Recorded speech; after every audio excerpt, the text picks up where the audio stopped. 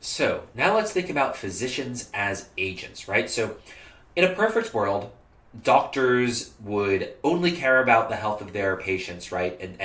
And your doctor would always be your best advocate and always do what's best for you, right? Does that actually happen? No. No, that doesn't always happen. There are many things a physician needs to take into account. One of them is a physician's will. Empirically, they do take into account their own financial well-being. But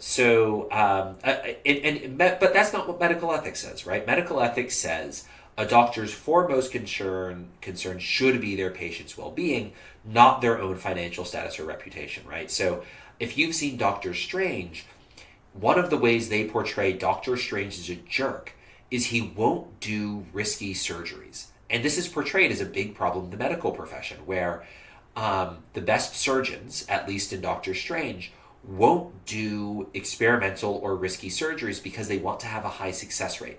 And so if you take a patient who, has a really difficult condition or is in a difficult spot and is difficult to cure, that lowers your surgery success rate. So, and this, to my knowledge, as far as I can tell, this does happen in the real world, where some of the best surgeons on paper are obsessed with having a high success rate, and so they only do easy surgeries or surgeries they know that they will be able to do well, even if they're the best surgeon for the job, right? So I might be the best surgeon in the hospital, and I might be the best at this particular, let's say, cardiac surgery, but I know this guy's a really tricky patient. I say, I'm not going to treat this guy because I know he's a difficult case. I know there's a high chance I'm gonna lose him, and that's going to look bad on my record, even though I'm his best chance of living. Right? Of all the surgeons in the hospital, I'm the best, but I'll let one of my less skilled colleagues do it because I don't want to have the risk that this is going to show up on my permanent record. And so again, this happens in Doctor Strange. It's portrayed as very bad there. To be blunt, I think it's a pretty scuzzy side of the profession. I don't actually know how commonplace it is, but according to Doctor Strange, it's very common. It would be difficult to get numbers on this in the real world, I think.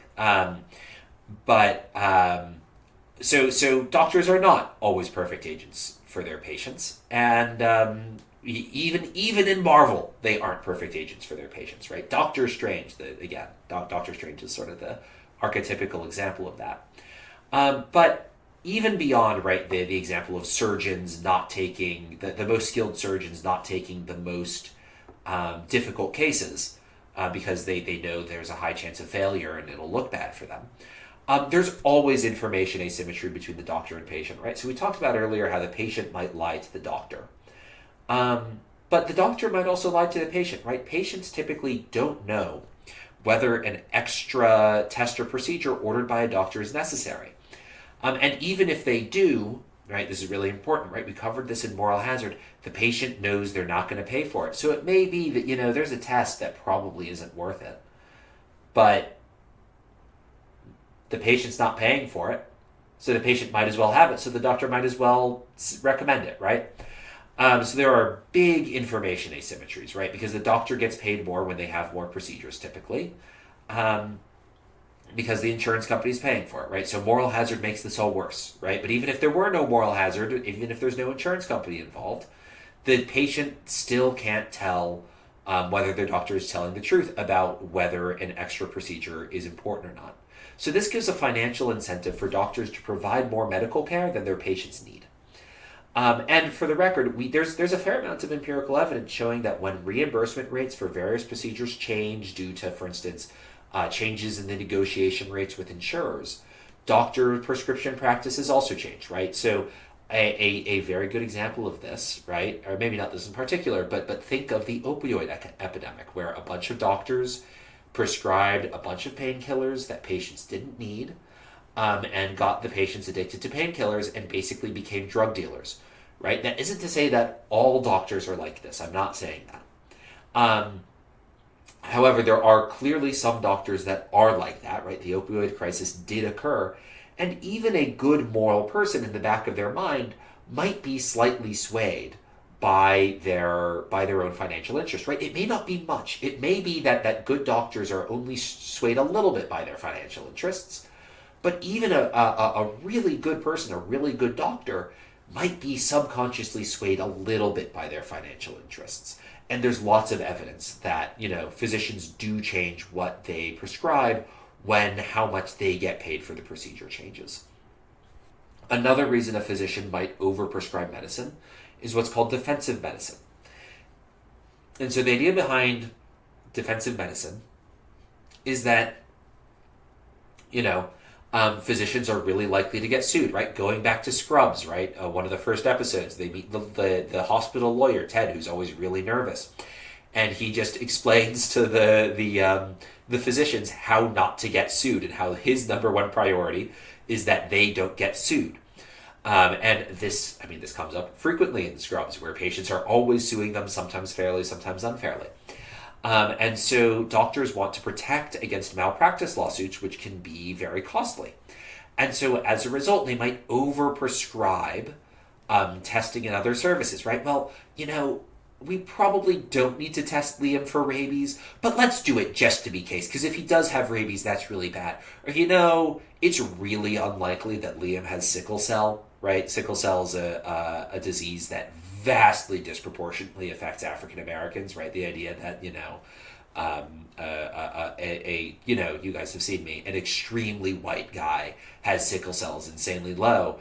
But, they might be, legally, we need to check if he has there's no chance he has sickle cell disease. But, like, in the 1 in a billion chance he has sickle cell disease, might as well test him. Just to be safe so we don't get sued, right? It's not worth the cost to him, but we don't want to get sued, so we'll tell him it's worth the cost to him, and then he'll get... or we'll tell him his insurance company it's worth the cost to the insurance company, and then we don't get sued. And so, right, like me getting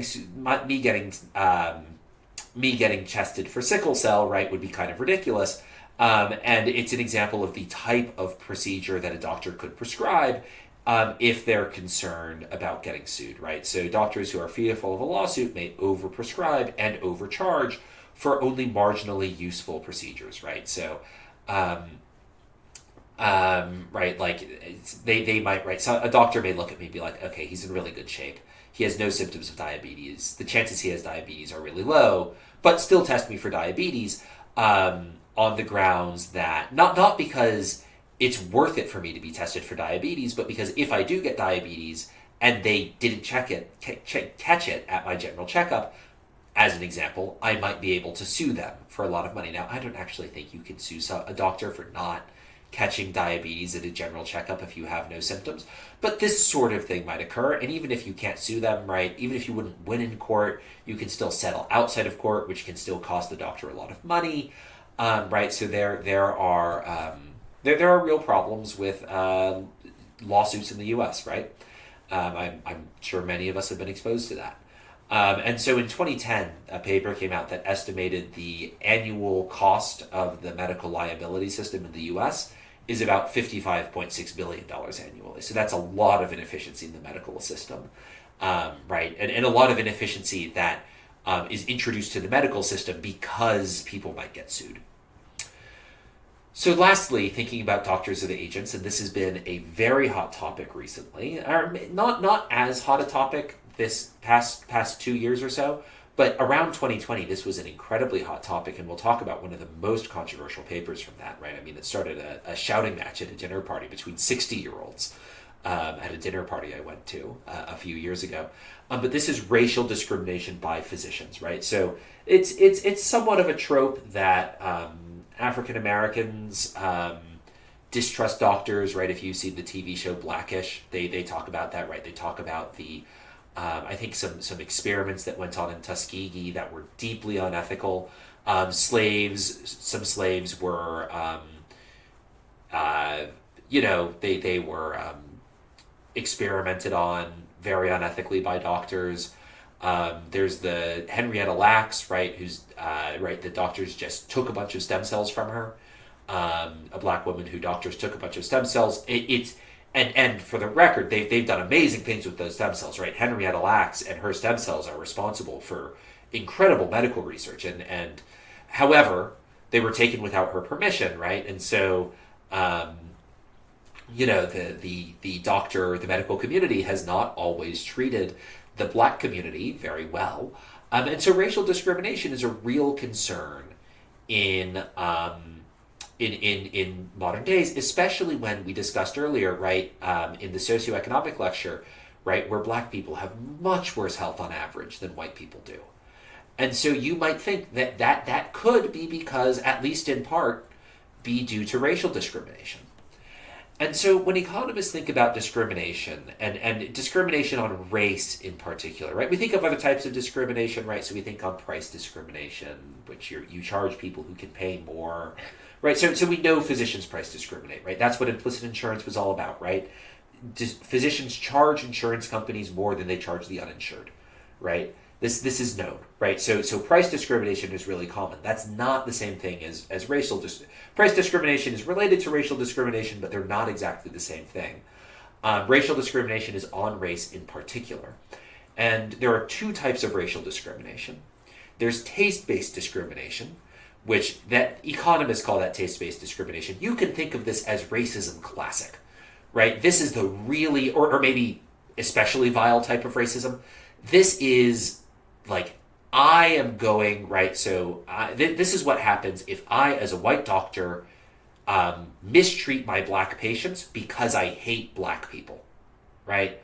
It can be conscious or unconscious, right? So it could be, I'm a conscious racist, and so I'm a doctor in the South before desegregation, and so I make my black patients go to a different waiting room, and I have a policy on the books where I only spend half as much time with them as I do with my white patients, right?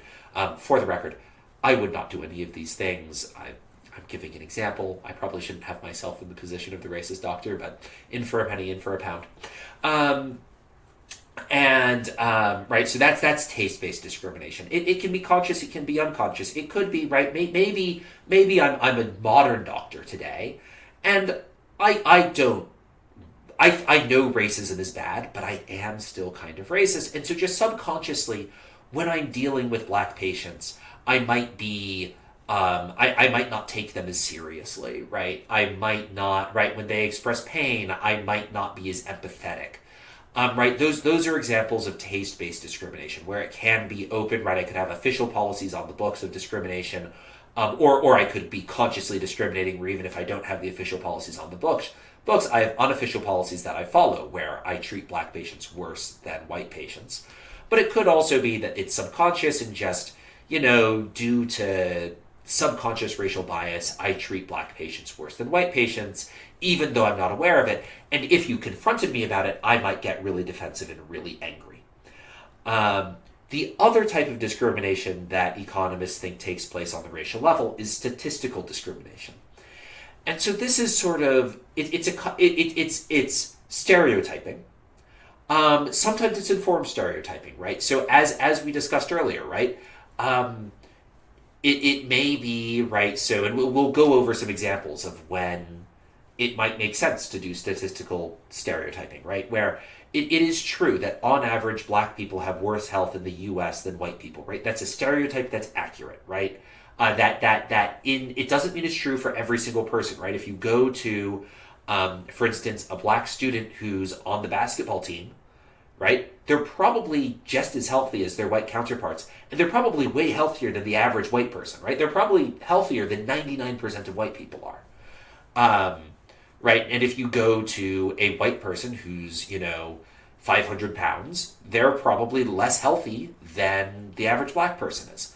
So this isn't true for everybody, but it's on average. Black people are less healthy than white people are in the U.S. A classic example of statistical discrimination and why good policies going awry is young black men are more likely to have been incarcerated than young white men are.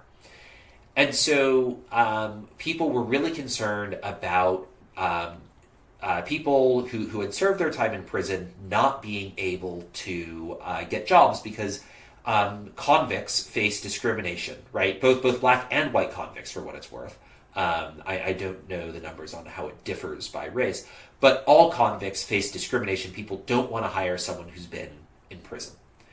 And so sometimes there have been policies where people ban asking people, they ban asking in job interviews or in job application processes whether someone has committed a felony, whether you've been in prison. And unfortunately, what happens when you prevent people from asking, when you prevent employers from asking who is a convict or not, is employers, empirically, that they don't say they're doing it, and they deny they're doing it because racial discrimination is illegal. But when you ban asking whether someone has a criminal record, employers start racially discriminating. And that's it's just, we see that empirically, right? When a state passes a law that bans asking about criminal records, employers respond by saying, great, I know that black people are disproportionately more likely to have criminal records, and so I'm going to start discriminating against black people. And that's really bad, right? But that's also an example of statistical discrimination, where I'm discriminating against this group because it's not that I dislike black people, it's that I dislike convicts. And I know that black people are more likely to have been convicted of felonies. And so statistical discrimination, right, is sometimes, right, I just gave you an example of statistical discrimination. I think we can all agree is bad. But discrimination might be efficient in a healthcare context, right? So let me define efficient discrimination, and then I'll explain situations in which discrimination might be efficient in a healthcare context. So efficient discrimination is discrimination that helps the person, right? So an example would be, Liam, we're not testing you for sickle cell disease, even though you have some symptoms that could be sickle cell disease, because you're a white guy, and to be blunt, the odds you have sickle cell disease are basically zero, right? So we're going to test you for everything else, and we're going to test you for things other than sickle cell disease. We're not going to waste our time looking for that, right? If I was black, there'd be a pretty high chance, and I was experiencing symptoms of sickle cell disease, it would be malpractice not to test me for sickle cell disease. But since I'm white, if I'm anemic, I'm probably just anemic, right? I should probably just increase my iron intake, right? It probably doesn't make sense for me to be tested for sickle cell disease because the chances I have it are so low, right? That's an example of statistical discrimination that's good for me, right? The doctor, if I have a good doctor, they won't waste my time looking for sickle cell disease.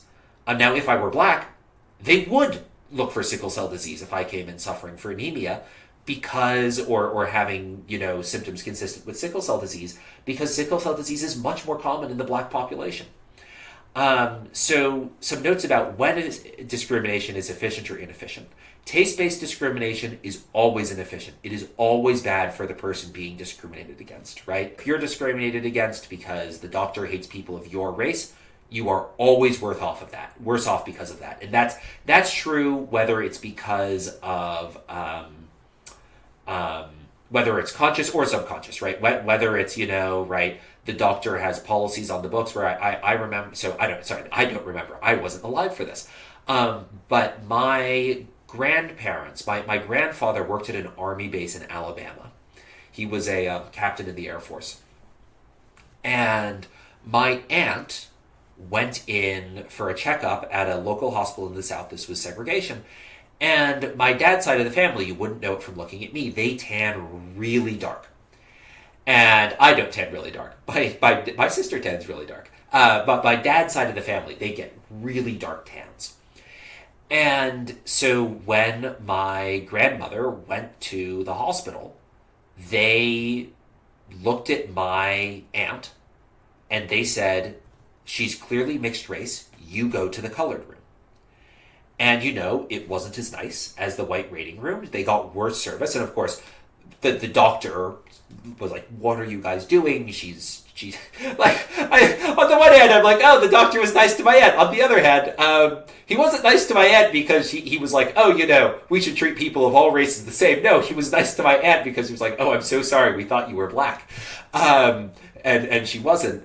So, I'm realizing that story is, there are real problems with that. But once the doctor realized my aunt was white, he was very apologetic. But that doctor was, engaging in taste-based discrimination, right? Or as we might say, he was racist and, classically racist in the way that, pretty vilely racist, right? Where he's like, oh, I'm so sorry. I thought you were black. I would have treated you better, right? If I had known you were white, right? That's pretty terrible. That's always inefficient, right? It wasn't a pleasant experience to have to wait in the colored waiting room, right? It was not as nice as the white waiting room was, right? There weren't as nice chairs. The water fountain wasn't as high quality, right? It was just not as nice a place to be.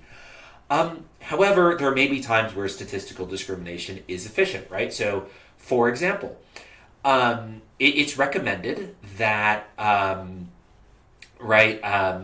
Ashkenazi Jews, if you're an Ashkenazi Jew, right, that's sort of Jews from Central and Eastern Europe. If you are marrying another Ashkenazi Jew, it's recommended by many people. I don't know if this is an official policy that you get tested for certain genetic diseases because Ashkenazi Jews carry a lot of diseases like Tay-Sachs, which is a terrible disease that kills you when you're like 3 years old. It's awful. It's recommended you get screened. You both get screened to see if you might be a carrier for Tay-Sachs. It's a genetic disease. If you get married to someone who's also a carrier for Tay-Sachs, it's recommended that you get the baby genetically screened. You get the fetus genetically screened before it's born, so you can decide to take whatever actions you want to take if you know your baby is going to be dead by the age of 3. Because they have Tay-Sachs, right? To my knowledge, it's basically impossible to survive. So, right, that's statistical discrimination, where a doctor might recommend a mother who's an Ashkenazi Jew, whose husband is an Ashkenazi Jew, right? If she's pregnant, they would recommend, a doctor might recommend getting a Tay-Sachs screening in a way like if I'm getting married to someone, right, I'm not Jewish and I'm marrying a non-Jewish woman, or even if I am marrying a Jewish woman, because I'm not Jewish, the chances, because specifically Ashkenazi Jewish, because I'm not Ashkenazi, there are Sephardic Jews, there are Mizrahic Jews, they don't have the same genetic disease problems that Ashkenazi Jews have.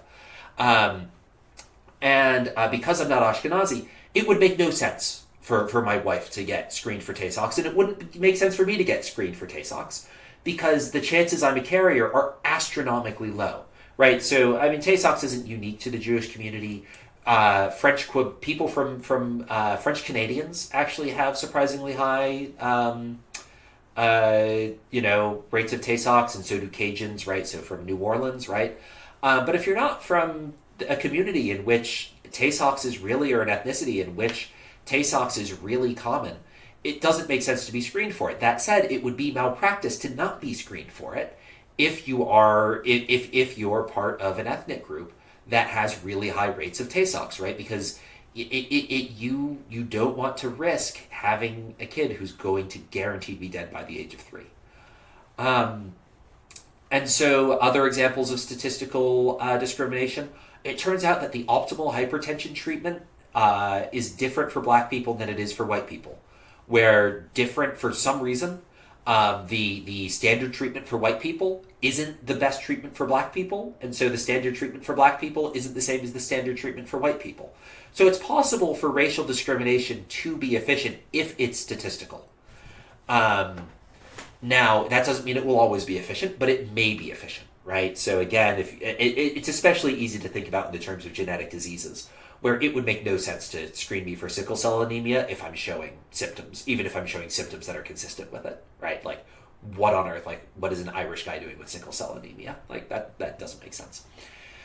Now, let's talk about evidence of discrimination, because there is, we have strong evidence that discrimination does exist in a medical context. So this is a study from 1999.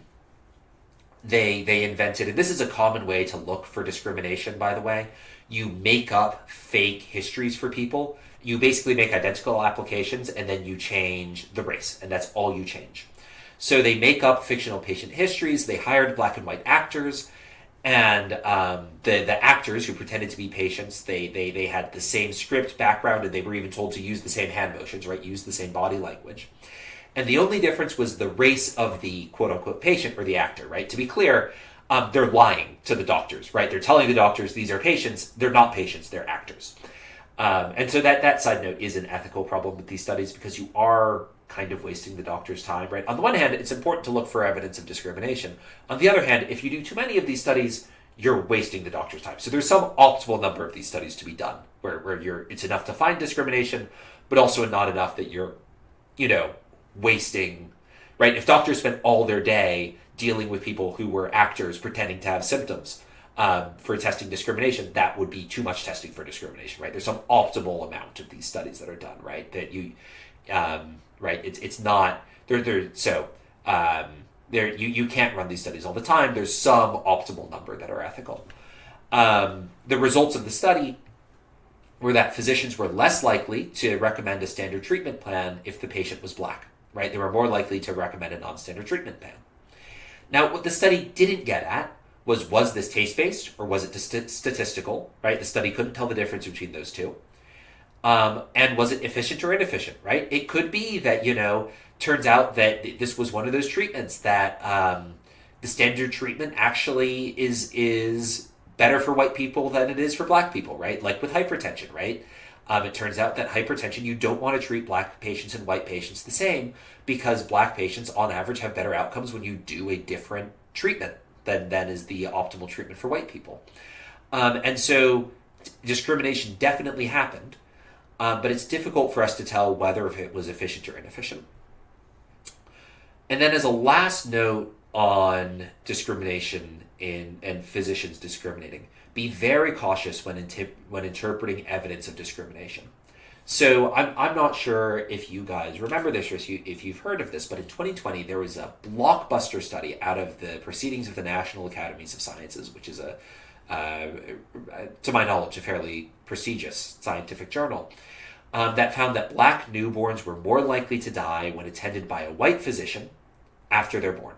This is this seemed awful, right? This seemed like very strong evidence that white physicians were discriminating against Black babies, maybe subconsciously, and as a result, they were dying, right? So in the U.S., just some background statistics, Black newborns are 3 times more likely to die than white newborns are, right? And that gap halved when the Black newborns were looked after by Black physicians. That looks like really bad evidence of racial discrimination, right? I as I mentioned earlier, I was at a dinner party where a shouting match started over this, where a shouting match started between some people who thought that this was evidence of racial discrimination and some people who were a little more skeptical. And basically, the dinner ended as a result of that. The couple who thought this was racial discrimination, they stormed out. They were furious. Now, in 2024, I wish we had this study during the dinner party. Would have avoided a nasty fight. For the record, I stayed neutral in the fight. I wasn't sure what to think.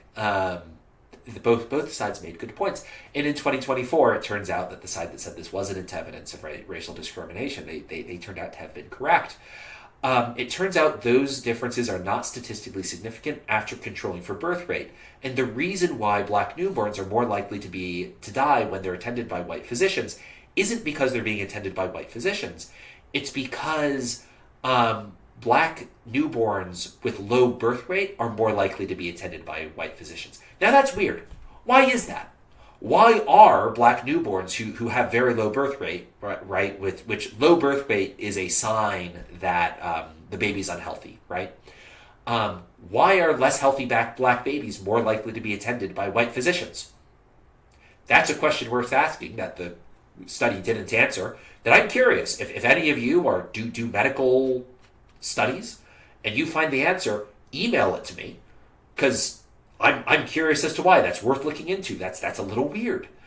But again, right, this in 2020 was a huge national controversy, and it turns out it once you account for the pre-existing health of the baby, white physicians and Black physicians, that your odds of surviving are basically the same if you're a Black infant.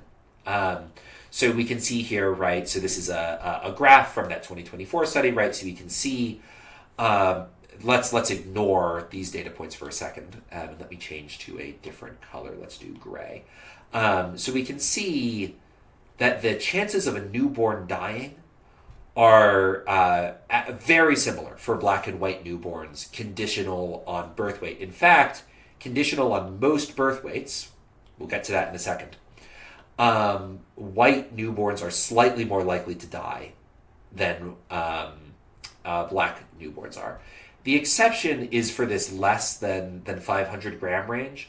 And my guess is that's because there are actually more black newborns on the very low end than there are white newborns.